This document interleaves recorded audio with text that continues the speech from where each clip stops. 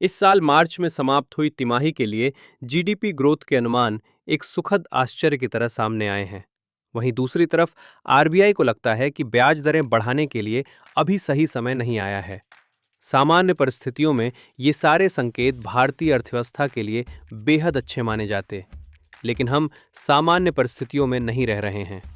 भू राजनीतिक तनावों के चलते हर बीतता हुआ दिन पिछले दिन से बिल्कुल अलग और अनिश्चित है।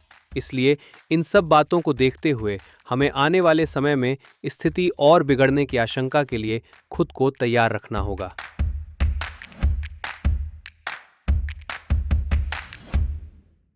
नमस्कार और द हिंदू के बिजनेस मैटर्स में आपका स्वागत है। मैं हूं भारत।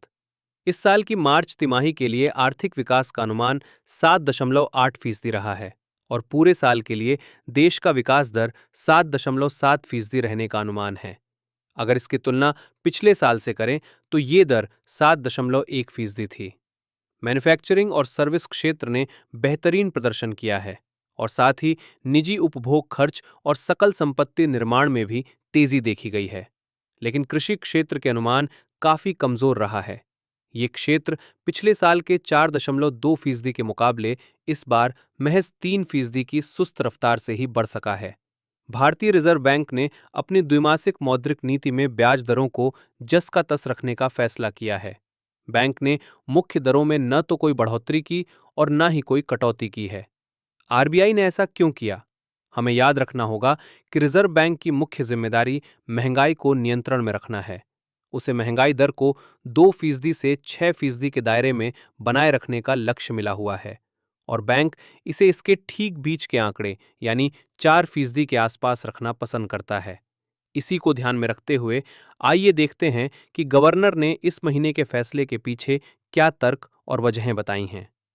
रिजर्व बैंक की मॉनेटरी पॉलिसी कमेटी का कहना है कि अप्रैल की बैठक के बाद से वैश्विक हालात और ज्यादा खराब हुए हैं।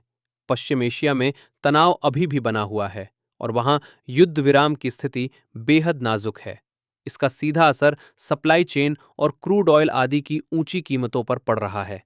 यही वजह है कि अप्रैल की नीति में जो उम्मीदें जताई गई थीं, उनके मुकाबले अब आर्थिक विकास की रफ्तार थोड़ी धीमी और महंगाई बढ़ने का अनुमान जताया जा रहा है। रिजर्व बैंक का अनुमान है कि मार्च 2027 को समाप्त होने वाले वर्ष के लिए भारत की आर्थिक विकास दर महज 6.6% रह जाएगी।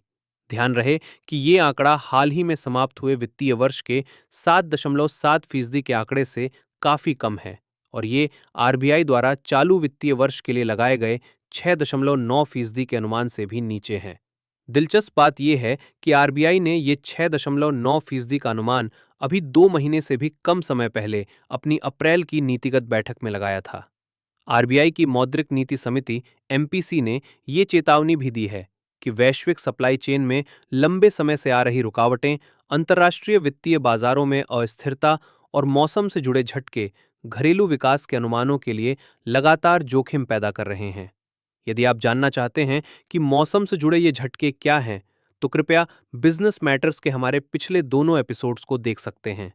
उन कड़ियों में हमने अल नीनो के असर और हमारे दक्षिण पश्चिम मॉनसून पर इसके प्रभाव के बारे में विस्तार से चर्चा की है, जो कि पहले ही देरी से चल रहा है। भू राजनीतिक तनावों के बावजूद कंज्यूमर इन्फ्लेशन अभी भी तय लक्ष्य से काफी नीचे बनी हुई है, क्योंकि अंतर्राष्ट्रीय कीमतों का असर घरेलू कीमतों पर सीमित रहा है।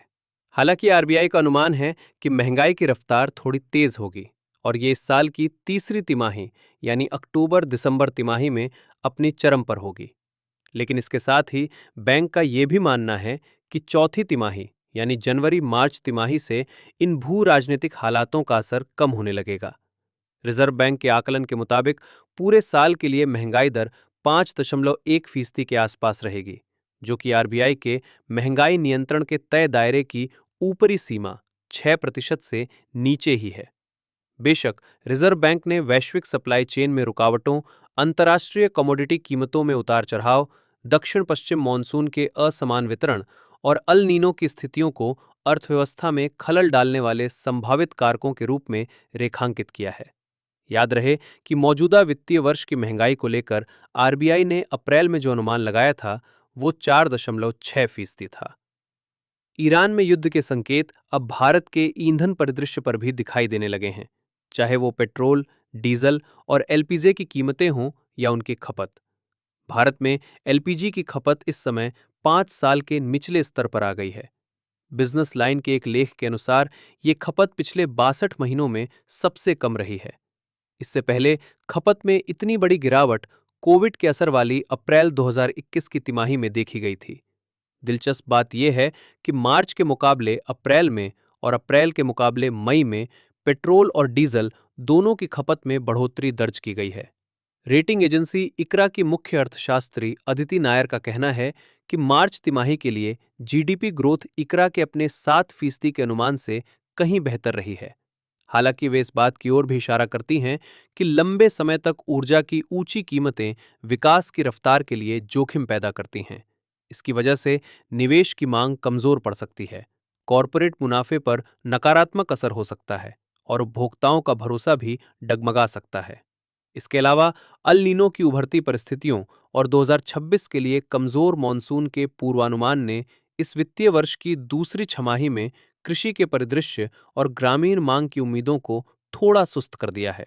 इसी रेटिंग एजेंसी इकरा का यह भी कहना है कि मार्च तिमाही के दौरान चालू खाता में उम्मीद से उलट बढ़त दर्ज की गई है। इसकी मुख्य वजह विदेशों से भेजे जाने वाले धन में आया 31% का भारी उछाल है, जो अपने रिकॉर्ड स्तर पर रहा। यह आंकड़ा दिसंबर तिमाही के रेमिटेंस के मुकाबले भी 17.5% अधिक रहा। हालांकि एजेंसी ने यह भी संकेत दिया कि पूरे वित्तीय वर्ष 2025 से 26 में न के बराबर हुआ शुद्ध पूंजी प्रवाह थोड़ा निराशाजनक रहा। इकरा को अनुमान है कि पश्चिम एशिया के संकट के कारण ऊर्जा की कीमतों पर बढ़ते दबाव के चलते वर्ष 2026 के मुकाबले 2027 में करंट अकाउंट डेफिसिट दोगुना हो सकता है।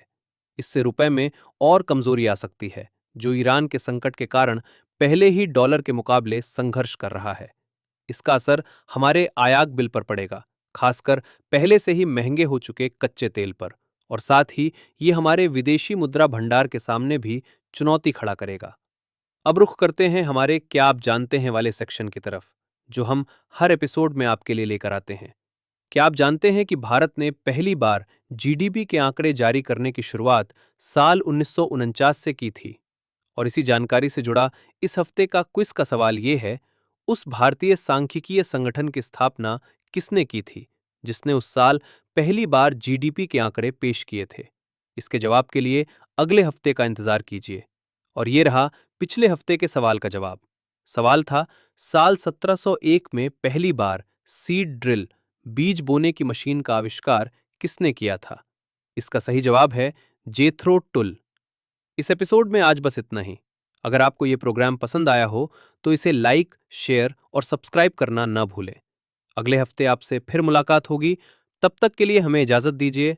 आपका बहुत बहुत शुक्रिया।